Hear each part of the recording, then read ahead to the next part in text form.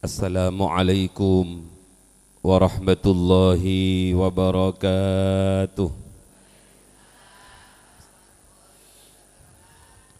Maulaya salli wa sallim daiman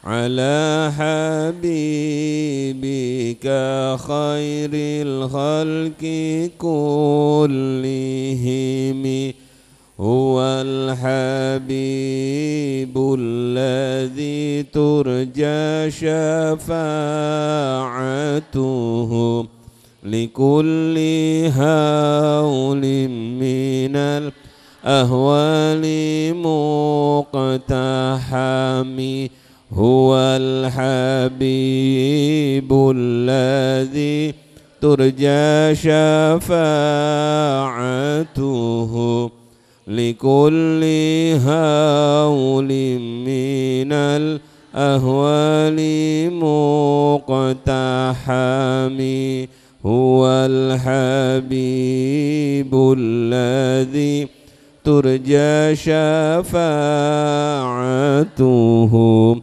likulli hawlim minal ahwali muqtahami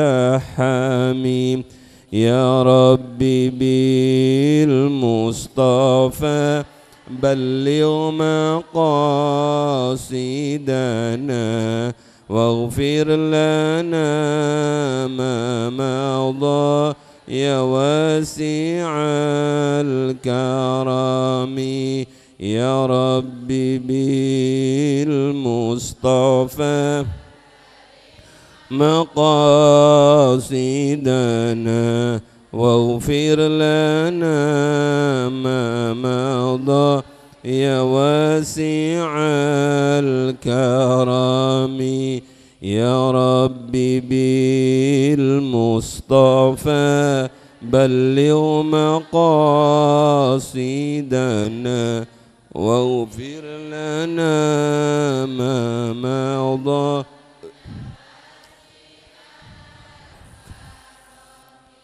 Al-Fatihah.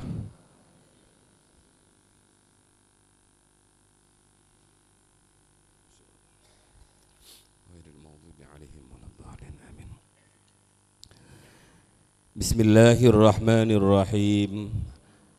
Alhamdulillahi rabbil alamin. Wassalatu wassalamu ala asyrafil anbiya'i wa afdalil mursalin Sayyidina wa habibina wa syafi'ina wa qurrati a'yunina Muhammadin wa ala alihi wa ashabihi wa tabi'in wa man tabi'ahum bi ihsanin ila yaumiddin amma ba'd. Faqad qala ta'ala fi kitabihil karim a'udzu billahi minasy syaithanir rajim. Qalu subhanaka la ilma lana illa ma 'allamtana innaka antal alimul hakim. Allahumma nawwir qulubana wa quluba jami'i man jalasa fi majlisina hada binuril ma'rifah wa ilmil mukashafah wal basirah wal iman wal islam. Ya Fattah ya Alim, iftah qulubana wa qulubahum futuhal arifin. Rabbana iftah bainana wa baina qaumina bil haqqi wa anta khairul fatihin. Amin amin ya rabbal alamin. Para kiai, para ibu nyai ingkang sangat kami muliakan, kami taati, seluruh takmir masjid yang dimuliakan oleh Allah, seluruh panitia wisata rohani yang mudah-mudahan diberi balasan oleh Allah Subhanahu wa taala. Hadirin hadirat jamaah pengajian Masjid Al-Falah yang dirahmati oleh Allah. Bulan Ramadan tinggal 1 atau 2 hari lagi, tinggal 2 nggih. Kinten-kinten kapan lebaran jenengan? Pingin cepet napa pingin lambat? Pertanyaan kula pingin cepet napa pingin lambat niku menunjukkan tentang kualitas kita. Nik pingin cepet berarti gak eman sama Ramadan, nik pingin lambat berarti gaya. Pun manut Menteri Agama mangke. Nopo dinten Selasa, nopo dinten Rabu. Sing penting sampun siap-siap nggih. Bulan Ramadan yang kita lalui selama hampir sebulan ini, Allah sebut dalam Al-Quran sebagai bulan Al-Quran. Satu-satunya bulan yang disebut oleh Allah sebagai bulan Al-Quran adalah bulan Ramadan. Jadi bulan Ramadan ini menjadi istimewa, menjadi mulia karena di dalamnya ada Al-Quran, di mana Al-Quran ini turun dari zat yang maha mulia lewat perantara malaikat yang sangat amat mulia kepada Nabi Muhammad manusia termulia, dan diberikan kepada kita umat yang dipilih menjadi umat yang paling mulia, dan diturunkan di bulan yang sangat mulia, yakni bulan Ramadan. Syahrul Ramadan alladzi unzila fihil Quran. Sebenarnya ada isarah. Setiap bulan Ramadan baginda Rasulullah sallallahu alaihi wasallam pasti selalu melakukan deresan Al-Quran bersama malaikat Jibril.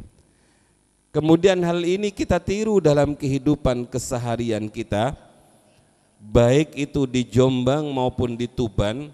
Kalau malam-malam Ramadan, hampir semua masjid, hampir semua musola, sarang-sarang darusan.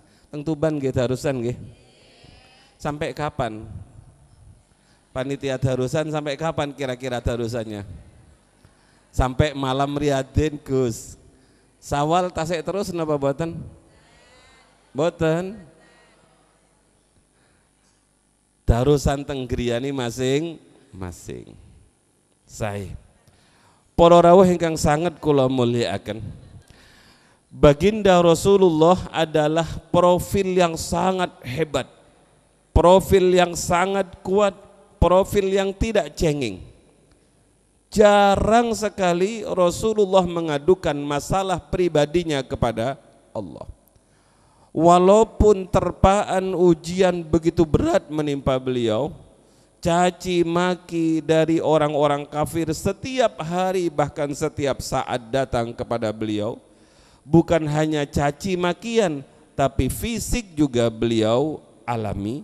Sebagaimana suatu saat ketika beliau diperangkap dalam sebuah jurang di Taif, dari atas para orang-orang kafir niku ngelempari baginda Rasul sampai kepala beliau berdarah, tubuh beliau penuh dengan luka.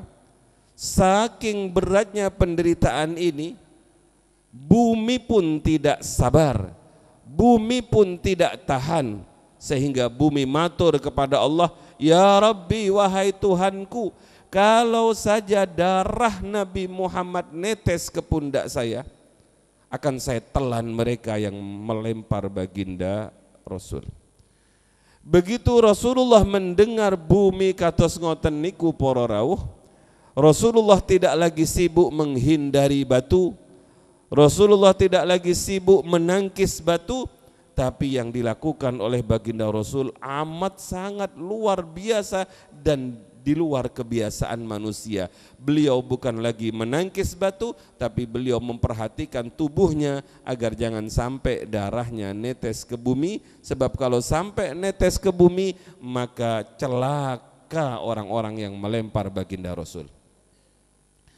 Saat itu juga malaikat datang menemui Rasulullah, ya Rasulullah, saya tidak tega kamu diperlakukan seperti ini. Mohon izin ya Rasul, akan saya cabut gunung Uhud, akan saya cabut gunung itu, akan saya lemparkan ke mereka, ben mampus mereka ya Rasul. Kalau peserta pengajian ditawari ngoten, kira-kira jawabannya? Tafadhol ya malaikat, silahkan malaikat. Kok enggak dari tadi kamu nawari seperti itu? Awak sudah benjut begini baru datang. Begitu Rasulullah ditawari pertolongan oleh malaikat, di mana malaikat itu akan membalaskan lemparan mereka lebih berat karena yang dilempar adalah gunung. Jawabnya Rasulullah, loh, kok sampean emosi? Jadi malaikat itu juga emosian ibu-ibu, tapi sekali. Malaikat, loh kok sampean yang marah, wong yang dilempar saya. Rasulullah tidak bilang silahkan wahai malaikat, tidak. Tapi baginda Rasul kemudian berkata, inni lam ub'ats la'anan wala 'adzaban. Saya diutus oleh Allah bukan untuk mendatangkan laknat, bukan untuk mendatangkan siksa, tapi saya diutus oleh Allah sebagai rahmat. Kalau mereka melempar batu, apa balasan baginda Rasul? Rasulullah tidak balik melempar batu, tapi yang dilempar oleh baginda Rasul adalah doa. Allahumma hdi qaumi fa innahum la ya'lamun. Ya Allah, paringi hidayah orang-orang yang ngelempar kulo niki, sebab mereka adalah orang-orang yang tidak tahu. Inilah pribadi baginda Rasul, sama persis dengan pribadi umatnya yang tanggal 22 Mei itu saling lempar-lemparan. Sana ngelempar, sini ngelempar, itu namanya lempar-lemparan. Ngaku umatnya Nabi, beda sedikit saja.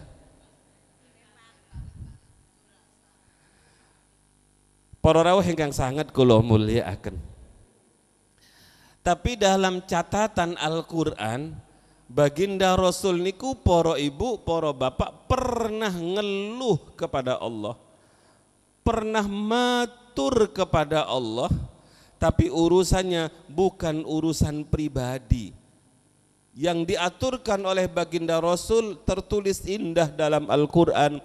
A'udzu billahi minasyaitonir rajim. Wa qala ar-rasul ya Rabbi inna qaumi ittakhadhu hadzal qur'ana mahjura.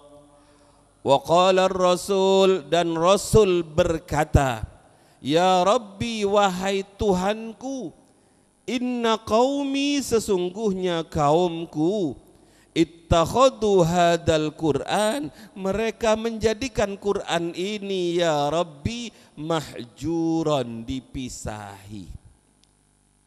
Para rawuh, yang dikeluhkan oleh baginda Rasul, yang menjadi Rasulullah sedih itu bukan karena orang mencaci Rasulullah, bukan orang yang ngelempar Rasulullah, tapi yang dikeluhkan oleh baginda Rasul sampai-sampai Rasul matur kepada Allah, ya Allah, kaum kula sudah mulai pisah dengan Al-Quran. Hari ini Rasulullah senang, hari ini Rasulullah tersenyum karena rata-rata umatnya sama-sama memegang Al-Quran. Tapi nanti Syawal lebih banyak megang Qurannya apa megang HP-nya? Ya Allah, jamaah pengajian wisata rohani Tuban sakniki sampun mulai pisah kali Qur'anipun, ya Allah, sampun balik lagi teng aslinya. Napa niku? HP. Rasulullah akan sedih dan Rasul akan matur, ya Allah, kaum kula ya Allah. Kenapa Muhammad kaummu? Kaum kula ya Allah, sehari-hari enggak pernah pegang Quran. Sehari-hari yang dipegang adalah HP-nya. Kalau mereka berangkat dari rumah ketinggalan HP, kira-kira balik nopo terus? Oh nggih. Tapi kalau yang ketinggalan Qur'annya balik nopo boten? Karena memang enggak dibawa, sengaja enggak dibawa. Inilah yang menjadikan Rasulullah sedih. Lah pada kesempatan yang sangat mulia ini, dengan kemuliaan bulan Ramadan ini, mari kita lihat seperti apa kaum yang sudah mulai pisah dengan Al-Quran yang menjadikan Rasulullah sedih. Dalam tafsir niku, pisah niku wonten 3. Pisah dalam arti tidak mau membaca, pisah dalam arti tidak mau memahami, belajar, dan pisah tidak mau mengamalkan sebagaimana yang ditulis dalam kitab-kitab tafsir. Man taraka al-qiraah atau at-tilawa faqad hajara. Wa man taraka at-ta'alluma atau al-fahma minal Qur'an faqad hajara. Wa man tarakal amal faqad hajara. Tapi kalau akan perluas seperti apa orang yang meninggalkan Al-Qur'an niku, 1. Orang yang pisah dengan Al-Qur'an niku adalah al-hijru fil istima'. Pisah dalam arti sudah mulai menjauh dari mendengarkan Al-Qur'an. Ibu-ibu, bapak-bapak ingkang sangat kula mulyakaken, jangan remehkan telinga. Berapa banyak orang yang kemudian mendapatkan cahaya keimanan karena lewat mendengar Al-Quran. Contoh yang sangat fenomenal adalah Sayyidina Umar ibnul Khattab radhiyallahu anhu. Ketika Sayyidina Umar masih kafir, beliau hendak datang ke rumah baginda Rasul, ingin marahi baginda Rasul karena sudah banyak saudara-saudaranya yang meninggalkan saudaranya ikut Rasulullah. Di tengah-tengah perjalanan bapak-bapak, Sayyidina Umar ibnul Khattab niku dicegat oleh seseorang. Umar, lu mau kemana? Kamu mau kemana? Saya akan menemui Muhammad. Untuk apa? Akan saya ajak duel dia. Kenapa memang? Karena banyak kaum kita yang sudah murtad sekarang. Kata orang itu, kalau kamu mau ke Muhammad, sebelum ke Muhammad, kamu datangi dulu adikmu. Memangnya kenapa dengan adik saya? Adikmu Fatimah, sak suaminya, itu sekarang sudah ikut Muhammad kok. Wah, marah Umar. Orang yang sangat hebat seperti itu ternyata adiknya sudah mulai meninggalkan keluarganya. Didatangilah rumah adiknya, ibu-ibu, bapak-bapak. Begitu sampai di depan pintu, adiknya berhenti sejenak Umar karena adiknya sedang membaca A'udzubillahi minasyaitonirrajim. Taha ma anzalna 'alaikal qur'ana litashqa illa tadhkiratan liman yakhsha. Didobrak itu pintu, dihajar suaminya Fatimah sampai berdarah-darah. Ketika Fatimah melerai juga diantemi oleh Sayyidina Umar sampai berdarah. Tapi namanya kakak, Bu, begitu tahu adiknya luka seperti itu, kasihan. Begitu kasihan, ya Fatimah, apa yang kamu baca tadi? Al-Quran, Kang. Mana Qurannya? Jangan kau pegang Quran ini. La yamassuhu illal mutahharun. Kamu najis, kamu kotor, kamu enggak pantas menyentuh Quranku ini. Raup sik ngene. Nggih boten disuruh wudu, Bu, buang tereng-tereng masuk Islam. Raup sik sampean kalau mau megang ini. Saking penasarannya Sayyidina Umar, akhirnya Umar yang waktu itu belum masuk Islam nggih raup, bapak-bapak. Begitu Al-Quran dipegang, yang kamu baca mana? Ini kata adiknya, dilihat oleh Sayyidina Umar. Toha. Orang sehebat Umar, ibu-ibu, bapak-bapak, orang yang sangat pandai membuat syair, dan Sayyidina Umar niku berkali-kali menjadi pemenang ketika ada lomba membuat syair. Begitu beliau megang Quran dari tangan adiknya yang kelihatan adalah Toha pertama kali, subhanallah, Umar tidak paham tentang Toha. Kalau ada orang Tuban nggak paham maknanya Toha, maklum. Kalau ada orang Tuban nggak paham maknanya alhamdulillah, maklum. Tapi orang Arab nggak paham bahasa Arab, itu kan luar biasa bodohnya. Bodoh Sayyidina Umar, padahal Sayyidina Umar adalah orang alim. Ini ditaklukkan oleh kalimat Toha. Apa sih maknanya Toha ini? Kok nggak pernah ketemu dalam kamus saya? Belum lagi beliau mikir tentang maknanya Toha, beliau teruskan, ma anzalna alaikal qur'ana litashqa. Saya Allah tidak menurunkan Al-Quran kepadamu Muhammad agar kamu celaka.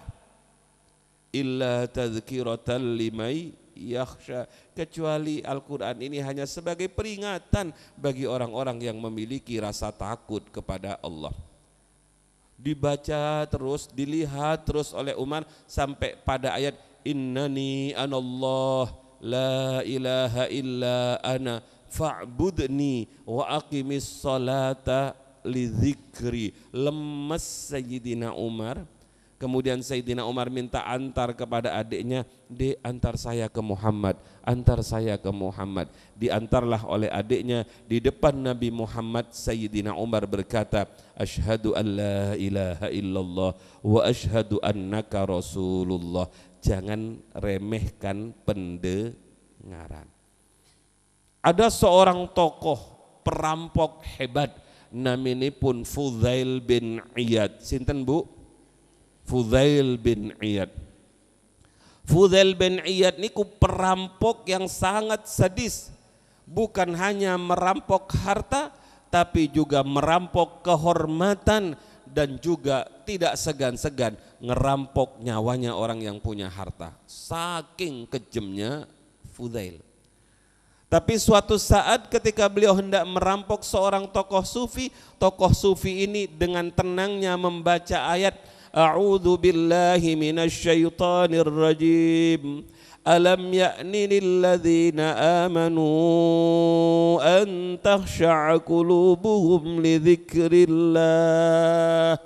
Begitu mendengar ayat ini, belumkah datang waktunya bagi orang-orang yang beriman untuk khusyuk, tunduk hatinya mengingat Allah. Lemes Fudail bin Iyad, tersungkur Fudail bin Iyad, kemudian beliau waktu itu taubat kepada Allah gara-gara telinganya mendengarkan.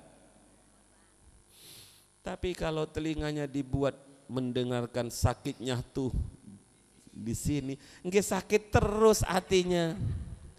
Karena senengannya mendengar sakitnya tuh di sini. Makanya ibu-ibu, bapak-bapak, jenengan yang menjadi penguasa di rumahnya, alangkah indahnya apabila Ramadan ini terus dengan arti setiap pagi kita setel saja. Kalau jenengan tidak sempat membaca, setel saja Al-Quran, biar anak-anak kita yang terdengar pertama kali ke telinganya setelah bangun tidur adalah Al-Quran. Subhanallah, betapa hebatnya Al-Quran. Belum lagi ibu-ibu, banyak sekali para ilmuwan itu masuk Islam gara-gara mendengarkan Al-Quran. Kulo niku, istri kulo hamil terakhir niku Bu, kulo ajak teng dokter rencang kulo spesialis, naminipun dokter Teguh. Saya sangat kali kulo karena rumah sakit Muslimat Jombang niku setiap bulan 2 kali ngawontenaken pengajian, awal bulan dengan pertengahan bulan. Lah pas kulo bekto istri kulo periksa teng dokter niku, pulang disarankan ngeten, Ustadz, saya tanya lebih bagus mana Dok, sesar dengan normal. Pengumuman.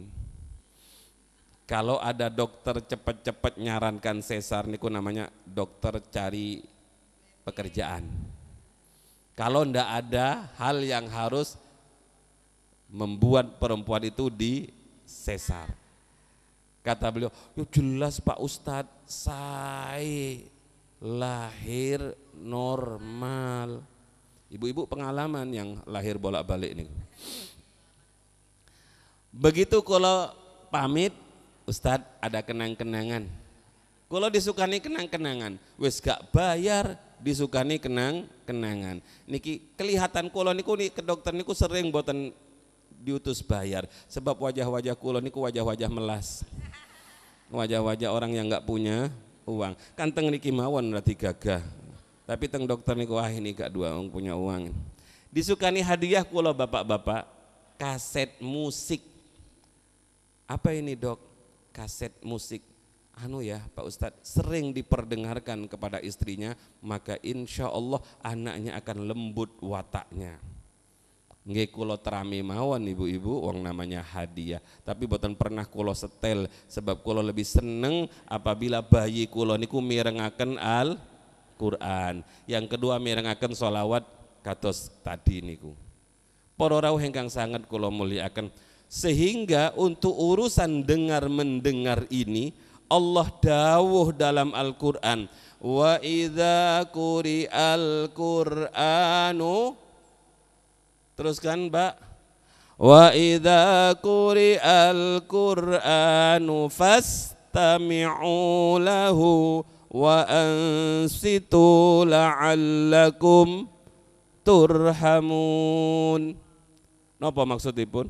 Kalau kalian ingin mendapatkan rahmat kasih sayang dari Allah, ketika dibacakan Al-Quran pada kalian, maka dengarkan, bukan hanya dengarkan sekilas, dengarkan dengan serius. Seperti Anda mendengarkan khutbah Jumat, ansitu, dengklingno katanya Kiai. La'allakum turhamun, pasti kalian akan menjadi orang yang dirahmati. Pertanyaan yang muncul, kenapa ada orang yang tidak dirahmati oleh Allah? Karena telinganya jarang mendengar Al-Quran. Pun orang yang meninggalkan mendengar Al-Quran berarti dia adalah orang yang dikeluhkan oleh baginda Rasul kepada Allah Subhanahu wa ta'ala. Yang pertama. Yang kedua, para rawuh, orang yang dikeluhkan oleh baginda Rasul kepada Allah karena mereka sudah mulai berpisah dengan Al-Quran, berpisah dalam arti tidak mau membaca. Perhatikan Bu, tidak mau membaca. Dalam membaca niku wonten kalih hal yang luar biasa. Pertama melihat Quran, yang kedua membaca Al-Quran.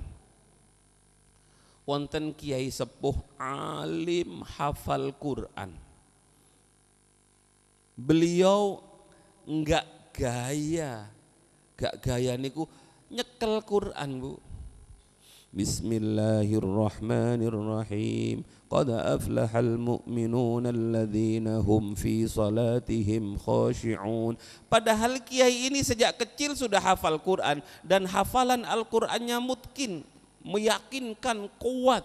Tapi kenapa beliau masih pegang Al-Quran? Akhirnya santrinya tanglet, Kiai, apa nak? Jenengan kok masih megang Quran?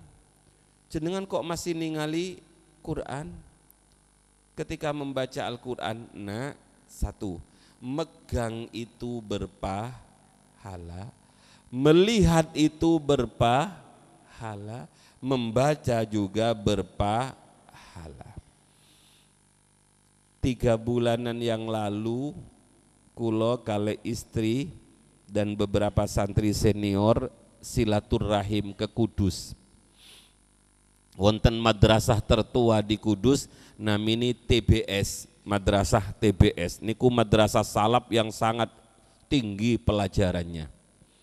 Kulo ngobrol-ngobrol kale rencang-rencang tengeriku. Satu yang saya bawa oleh-oleh ibu-ibu, Dulu di sini Gus, wangil noto anak, wangil, dikandani wangil. Jenengan pernah angil noto anak? Boten pernah Gus, hampir. Rata-rata murid-murid niku wangil totoani, angil kandanani. Dituturi ngeten ndak diterima, disuruh begini nggak mau. Akhirnya kiai itu bilang, mulai besok seluruh kelas jam pertama wajib baca Quran dengan melihat dan memegang Quran. Dan itu menjadi keputusan kepala madrasahnya. Makanya setiap jam pertama seluruh kelas itu tetap ada gurunya, dan gurunya juga pegang Al-Quran. Semua siswanya membaca Al-Quran dalam kurun waktu tidak lama, hanya 15 menit. Subhanallah, 1 minggu setelah kejadian itu, 1 minggu membaca Al-Quran itu dilakukan, yang terjadi perubahan yang luar biasa para bapak. Anak-anak menjadi manut katanya, anak-anak menjadi baik, anak-anak menjadi gampang diajar. Kesimpulan yang bisa kita ambil, 1, orang megang Quran itu dia tidak akan megang kecuali dalam keadaan suci. Selama ini mungkin murid kita masuk ke kelas dalam keadaan tidak punya wudu. Kadang-kadang pipis berdiri wis gak dicewoi, masuk kelas. Bagaimana bisa dikandani seperti itu? Makanya luar biasa Kiai Sepuh ini kemudian dengan cara yang seperti itu tidak perlu dimarahi. Anak-anak masuk dalam kelas sudah membawa Quran masing-masing dengan membawa wudhu masing-masing, lantas semuanya membaca Bismillahirrahmanirrahim sampai seterusnya. Perguruan tinggi terkenal yang didirikan oleh Profesor Tolhah yang kemarin kapundut, mudah-mudahan Allah memuliakan beliau, mudah-mudahan Allah menyinirai makom beliau, mudah-mudahan keluarganya diberi kekuatan untuk meneruskan perjuangan beliau. Beliau adalah guru kami. Al-Fatihah.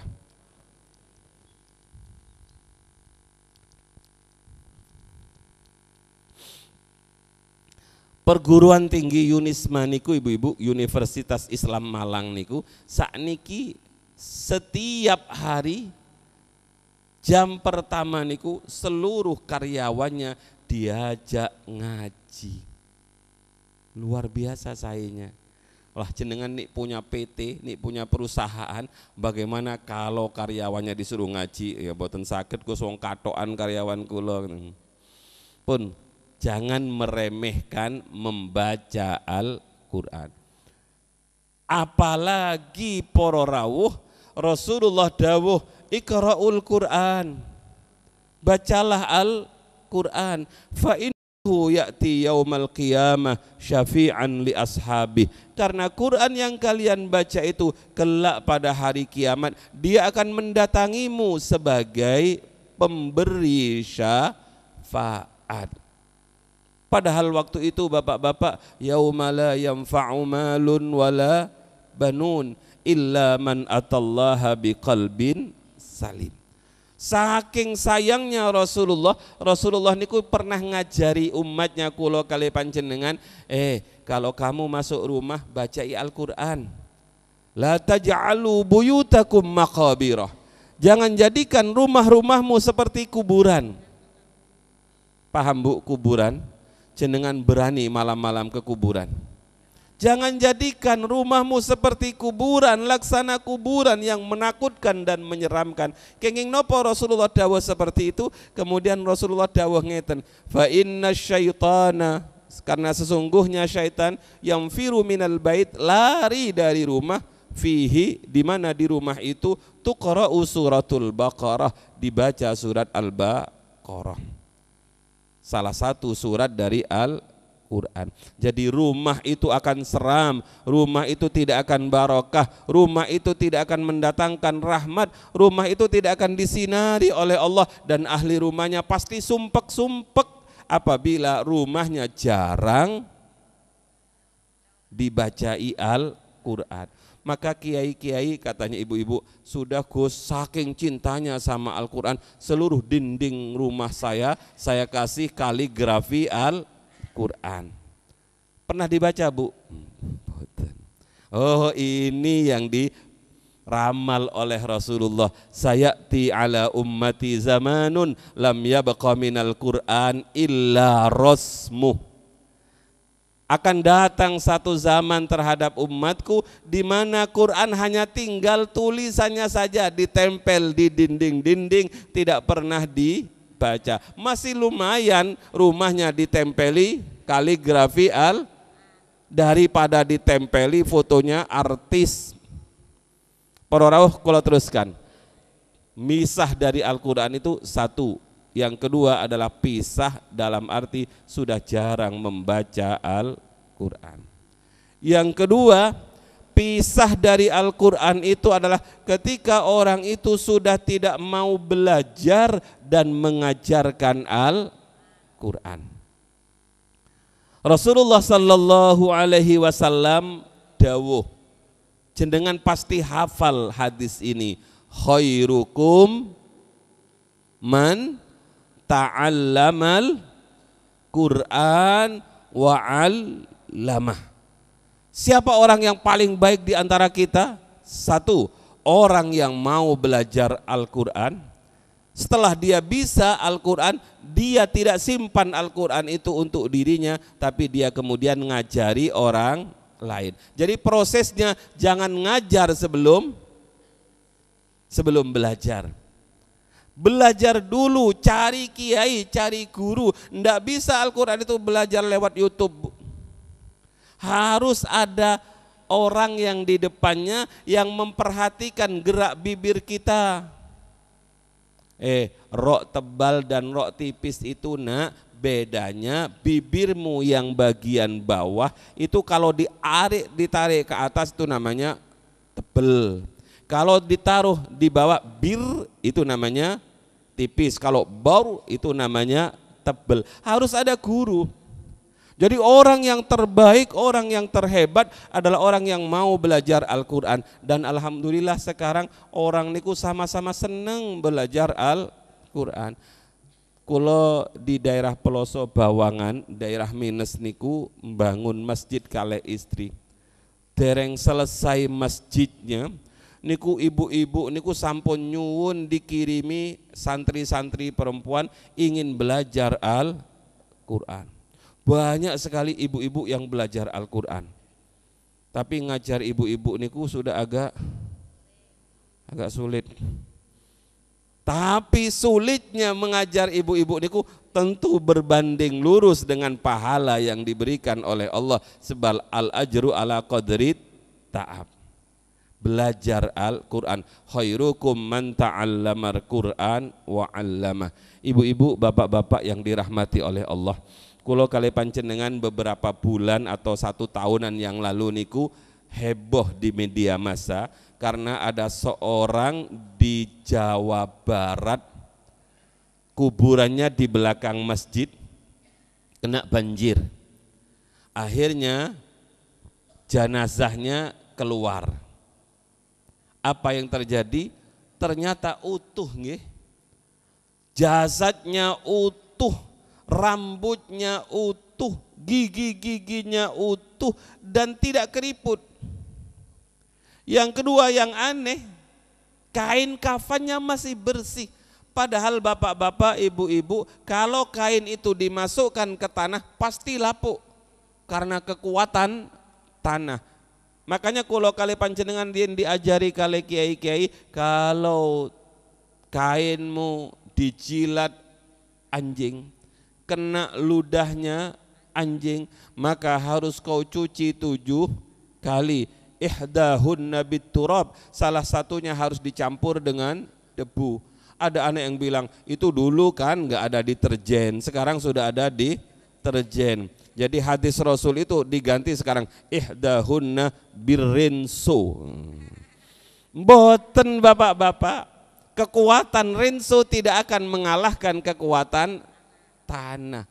Hancur kalau kain itu dimasukkan ke tanah. Tapi apa yang terjadi? Karena kain ini nempel ke badan yang mulia, nempel ke jasad mayit yang mulia, ikut-ikutan tidak hancur. Akhirnya orang-orang sama-sama bertanya, apa sih hebatnya kiai ini?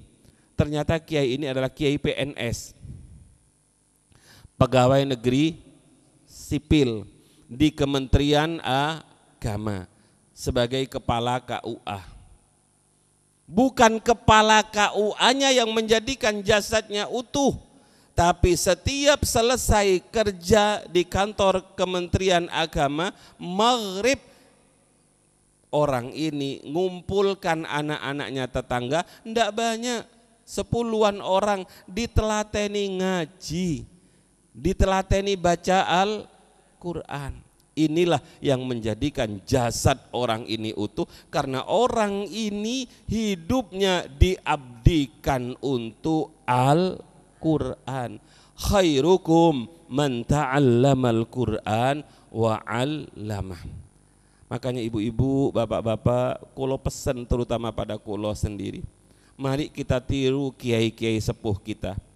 Kulo niku pernah sowan kepada salah seorang guru kulo. Karena penting ba'da maghrib niku kulo sowan. Ketemu dengan abdi dalamnya, Kang, minta tolong Kang, penting saya pingin sowan kiai. Nggih, kulo sampai akan mawon, tapi biasanya kiai niku boten kerso nerami tamu kalau ba'da maghrib. Masuklah sang Kang ini ke dalamnya kiai. Assalamualaikum. Apa? Waalaikumsalam. Wonten tamu teng ngajeng penting. Kok ba'da Isya? Kenapa? Kiai ini ndak mau nerima tamu ba'da maghrib sampai Isya, karena ba'da maghrib sampai Isya itu adalah waktu anak-anaknya belajar Al-Quran. Hebat gitu. Masih ada yang seperti ini sekarang? Harus ada bapak-bapak.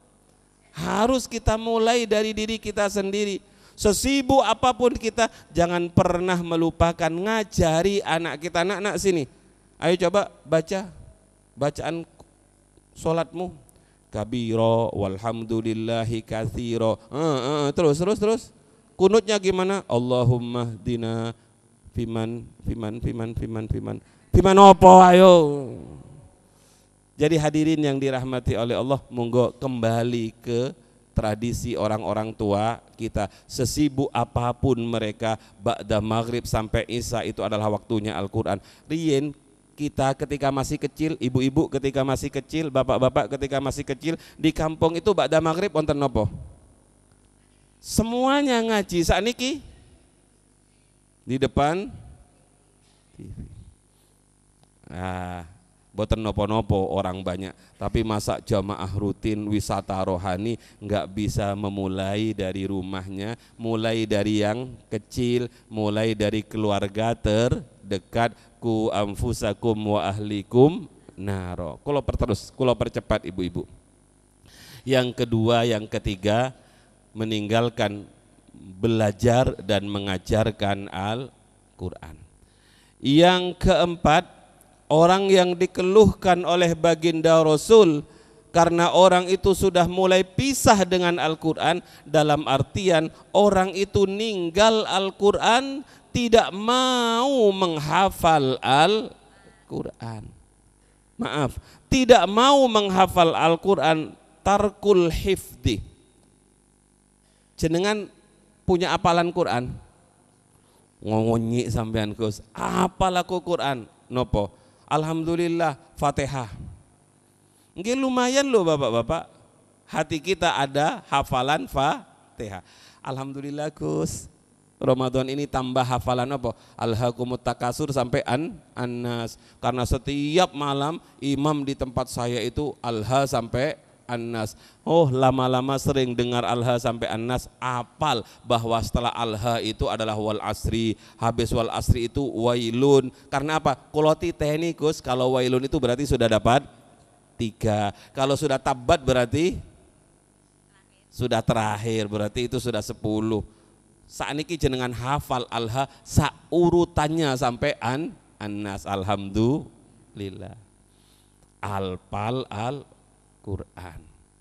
Para rawuh ingkang sangat kula muliakan, khusus untuk membicarakan tentang hamilul Quran niku panjang sangat.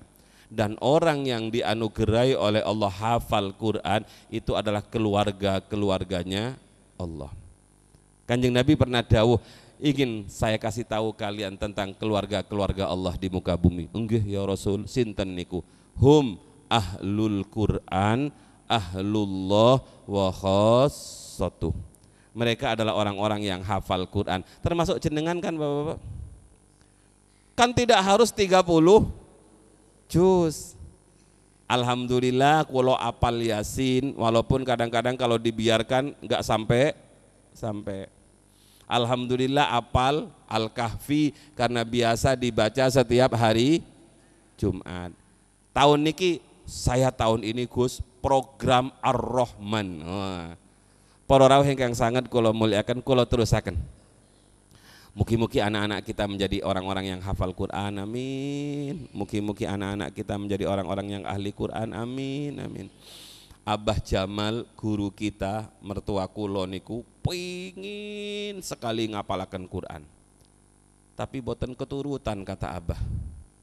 Saking pinginnya saya hafal Quran, tapi Allah tidak nakdir saya hafal Quran kecuali beberapa surat saja. Keinginan yang menggebu-gebu itu dibalas oleh Allah. Kata Abah, anak saya yang pertama hafal Quran, yang terakhir hafal Quran, seluruh mantu saya hafal Quran karena abahnya pingin hafal Quran. Jadi kalau jenengan pingin mantu hafal Quran, mulai dari jenengan sendiri pingin ngapalnu Quran, dan keinginan itu harus dibuktikan mulai nyekel Quran. Pingin ya Gus, tapi sibuk ya, namanya bukan pingin itu namanya. Kalau terus akan meninggalkan menghafal Al-Quran. Yang keempat, yang kelima, orang yang dikeluhkan oleh baginda Rasul karena orang itu sudah mulai pisah dengan Al-Quran, pisah tidak mau mengamalkan Al-Quran. Sudah paham dia bahwa dalam Al-Quran itu kasar terhadap orang lain itu tidak baik. Sudah paham dia bahwa ngerasani itu tidak baik, hasud itu tidak baik. Ketika Sayyidatina Aisyah ditanya oleh seorang sahabat, ya ibunda Aisyah, tolong sifati seperti apa akhlak baginda Rasul. Seperti apa ibunda akhlak Rasulullah itu? Sayyidatina Aisyah menjawab, kana hulukuhul Quran. Akhlaknya Rasul ya Al-Quran itu. Gampangannya Al-Quran itu adalah pribadi Rasulullah, sehingga Rasulullah disebut Al-Quran berjalan. Kalau Quran nyuruh begini, ya itulah Rasulullah. Makanya kalau kalian panjenengan niku mirengaken dawuhipun Kiai Sepuh Mbah Bisri, Mbah Mustafa Bisri, aku sekarang sering tersinggung membaca Quran itu. Kenging nopo katanya Mbah Mustafa itu, saya baca tentang orang-orang kafir, kok persis sifatnya seperti saya. Niku boten Mbah Mus sing ngoten niku Bu, nggih kita yang disindir niku. Ketika saya baca tentang ayat-ayat orang mukmin, innamal mu'minuna alladzina idza dzukirallahu wajilat qulubuhum wa idza tuliyat alaihim ayatuhu zadatuhum imana wa ala rabbihim yatawakkalun. Kok saya tidak seperti ini? Bukan beliau yang tidak seperti ini, tapi yang mendengarkan. Ketika saya baca orang kafir, kok mirip saya? Ketika saya baca ayat tentang orang munafik, lah ini kok saya? Makanya saya sering tersinggung dengan Al-Quran. Kalau pengen nggak tersinggung dengan Al-Quran, tutup saja Qurannya. Itulah Mbah Mus, cara menasehati halus. Rasulullah sallallahu alaihi wasallam niku sifatnya fabima rahmatim minallahi lintahum walau kunta faddan ghalidhal qalbi lam faddu min haulik. Rasulullah niku pribadi yang mendapatkan rahmat dari Allah, Karena dirahmati oleh Allah, maka pribadi Rasulullah niku lemah lembut, tidak kasar omongannya, tidak kasar sikap dan sifatnya. Umatnya mugi-mugi alus, amin. Mugi-mugi omongannya enggak nyelekit, amin. Mugi-mugi tindakannya enggak kasar, amin. Lah sekarang niku bapak-bapak, ibu-ibu melihat fenomena akhir-akhir ini, kok umat Rasulullah niku semakin beringas, semakin menakutkan. Dengan timing Allahu Akbar, kayak Allahu Akbar, hancurkan. Lah masa seperti itu Rasulnya? Ini kan sifat-sifat orang-orang bukan umat Rasulullah. Pun mari balik kepada kiai-kiai sepuh. Yang terakhir ibu-ibu, tarkul adab, tinggal totok romo. Jangan menyepelekan akhlak, karena puncak dari perjalanan ilmu kita di akhlak. Bagaimana akhlak seseorang pada Al-Quran? Ibu-ibu, bapak-bapak ingkang sangat kula mulyakaken, mulyakan Al-Quran, mulyakan Al-Quran. Para rawuh ingkang sangat kula mulyakaken, ada seorang tua yang di dalam kuburnya sudah disiksa bertahun-tahun. Tiba-tiba suatu hari malaikat didhawuhi oleh Allah, "Hei malaikatku, jangan lagi kau siksa hambaku itu." Malaikat niku matur, "Nggih ya Allah, siap ya Allah, kenapa tidak harus disiksa?" Wis gak usah kakean ngomong, sing penting jangan disiksa. "Nggih ya Allah, ngapunten sangat, namung penasaran ya Allah, kenapa harus dihentikan siksaannya? Ketahuilah malaikatku, hambaku itu memang pantas disiksa karena dia adalah orang yang ahli maksiat. Tapi hari ini kamu tahu ndak, ada kejadian yang kecil tapi luar biasa bagi saya. Anaknya yang sedang jalan-jalan di samping Masjid Al-Falah, padahal anaknya itu katoan, kaosan karena mau ke lapangan sepak bola. Di samping masjid, di dekat tembok Al-Falah ada Quran jatuh. Qurannya agak rusak. Apa yang dilakukan oleh anaknya? Diambil Quran yang jatuh itu, dibersihkan dengan tangannya, kemudian dicium, ditaruh di tempat yang mulia. Kalau anaknya memuliakan firmanku, masa saya ndak malu nggak memuliakan orang tuanya? Gara-gara adab pada Al-Quran. Ada orang yang ahli maksiat, bapak-bapak, hidupnya pokoknya penuh dengan maksiat. Suatu hari ketika dia sedang jalan-jalan, dia melihat Quran sobek. Begitu ada Quran sobek, diambil, dibersihkan, dicium, ditaruh di tempat yang mulia. Apa yang terjadi? Dengan adab yang mulia seperti itu, orang itu akhirnya di akhir perjalanannya menjadi husnul khotimah. Kadang-kadang kuloh Masya Allah mikir, saat niki kalau tahlilan itu kadang-kadang kita kulo boten paham dari mana awalnya ngeten niki. Yasin niku ditaruh di mana Bu setelah ngaji Quran jenengan? Taruh teng pundi? Plek ngeten nggih. Lebih tinggi pantat kita dibandingkan ini namanya su'ul adab pada kulo kali panjenengan yang diajari oleh bapak kita. Nah, kalau Quran jangan diteng-teng begini le. Taruh di mana Qurannya kira-kira? Di dada. Orang tua kita itu masih open, masih telaten. Nah, cara baca Quran, cara bawa Quran itu satu, kamu harus punya wudhu kalau mau berangkat ngaji. Yang kedua, Qurannya ditaruh di badannya, di dadanya, ditempelkan ke hatinya. Jangan bawa kresek ditenteng. Saat niki boten namung teng kresek, Qurannya dilempar. Kun fayakun, sadaqallahul adzim, prek. Bagaimana dia bisa mendapatkan kehormatan dari Al-Quran, wong dia sendiri tidak menghormati Al-Quran? Pun kembali kepada tradisi orang-orang sepuh, muliakan. Kalau perlu ada panitia yang jalan, bawa nampan, Qurannya, taruh. Ben Qurannya agak dilempar sejajar dengan pantatnya. Hadirin yang dirahmati oleh Allah, insya Allah kalau kita memuliakan Al-Quran, Allah akan memuliakan kita. Insya Allah kalau kita memuliakan orang yang ahli Al-Quran, Allah akan memuliakan kita. Sebaliknya kalau kita menghina, merendahkan Al-Quran, jangan berharap kita akan dimuliakan oleh Allah Subhanahu wa ta'ala. Mudah-mudahan pasca Ramadan ini kita terus bersama Al-Quran. Bahasa sederhananya, indahnya hidup bersama Al-Quran. Ikuti ibu-ibu, indahnya hidup bersama Al-Quran. Lagi, indahnya hidup bersama Al-Quran. Kalau kinten niki yang sakit kulo sampai akan mugi-mugi semuanya termasuk golongan minal aidin wal faizin. Mudah-mudahan Allah nakdir kulo kali panjenengan sakit kepanggih dengan Ramadan yang akan datang. Ya Allah, Ramadan ini gagal target ya Allah.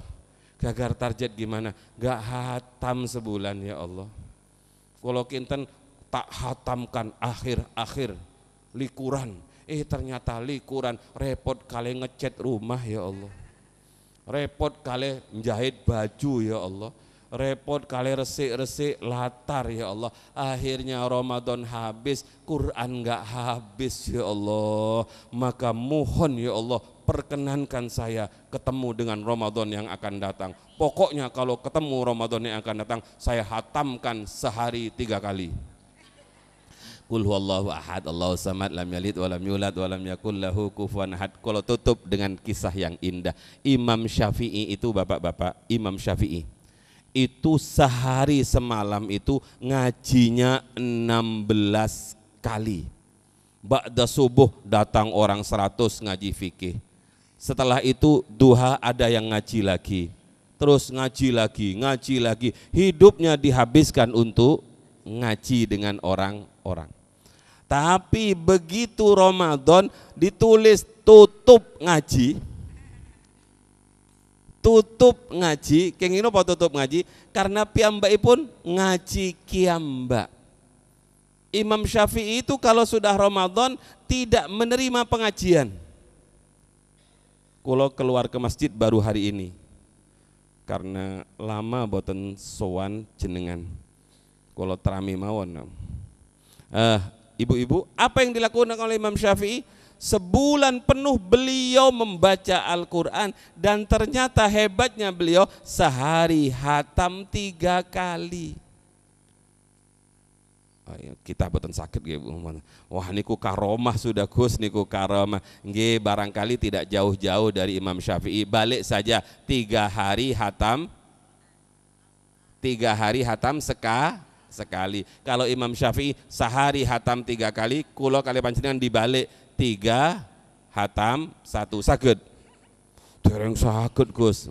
Nggih pun naik 3 minggu hatam sekali.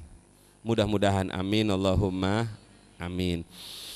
Rabbi fanfa'na bi barakatihim wahdinal husna bi hurmatihim wa amitna fi tariqatihim wa mu'afatim minal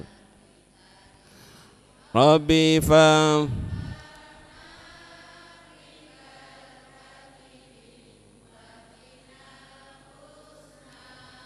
bihurmatihim wa amitna fi tariqatihim wa mu'afa. Cukup Bu, doanya mau sareng-sareng. Allahumma arhamna bil Qur'an waj'alhu lana imama wa nuran wa hudaw wa rahmah. Allahumma dzakkirna minhu ma nasina wa 'allimna منه ما جهلنا وارزقنا تلاوته آناء الليل وأطراف النهار واجعله لنا حجة يا رب العالمين. اللهم ارحمنا بالقرآن